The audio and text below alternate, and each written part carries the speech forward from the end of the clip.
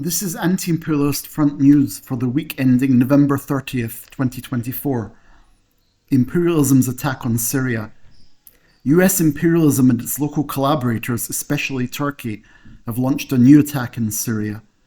This time their tool is HTS and the gangs under its guidance. The attack on the city of Aleppo happened just after the ceasefire in Lebanon. The weapons used in the attacks are the products of France, Ukraine, Turkey, and the USA. This clearly shows that it is an operation by imperialism. These attacks in Syria, which is in an important position for the Palestinian resistance, were also carried out to give relief to Israel. We stand with the Syrian people against the jihadist gangs acting under the guidance of imperialism. As in the past, the resisting peoples will win again. Resistance to isolation continues in Turkish prisons. Fascism's latest weapon of attack on revolutionaries is the well-type prison, and the revolutionaries continue to use the weapon of hunger striking to oppose the severe isolation cells. Abdurrahman Aziz Aslan, Serkan Onur Yilmaz, and Serjan Ahmet Aslan continue the resistance in 3 different prisons. Their demand is to be transferred to a prison where their comrades are. The resistance is not limited to this, but the revolutionary prisoners' goal is to close down these severe isolation prisons. The honour of revolutionism in the court of German fascism. The years-long spectacle is over. The conspiracy trial by German fascism has ended. As has been shown, sentences were rained down on revolutionaries from Turkey without any concrete evidence. Özgül Emre İhsancıbelek and Serkan Küpeli received sentences of several years each.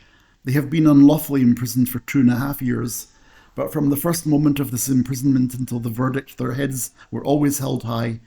In all their defences, they exposed fascism and imperialism and revealed the honour of revolutionism. On the day of the verdict, there was an honourable stance, not on the part of the court, but on the part of the prisoners. While those who followed the court outside and Group Yorum turned the court into an action area, the prisoners inside turned the hall into an action area by singing the anthem, "We are right and we will win." Even after the verdict, the only thing the prisoners said was that these sentences would have no effect on their struggle.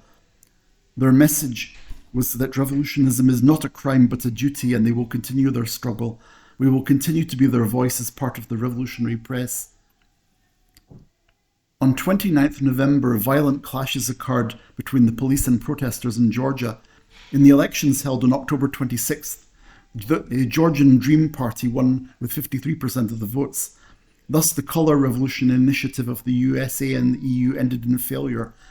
The EU explicitly threatened Georgia, saying, "If you do not implement the policies we want, we will cut off your financial aid." In response, Georgia stated on November 28th that blackmail was unacceptable, that they were freezing EU negotiations until 2028 and that they did not want money from the EU. Since then, thousands of pro-EU supporters have taken to their streets and attempted to forcibly enter the parliament. For the first time, the Georgian police intervened violently. There are 43 arrests, but 32 police officers were also injured. Georgian President Kobachidze stated that there would be diplomatic consequences for Pavel Gerchinsky, the EU consul, for inciting the protesters, saying, "While you do not refrain from interfering in our internal affairs, there will be diplomatic repercussions." Protests in support of Palestine took place in a number of cities, including London, on November 30th.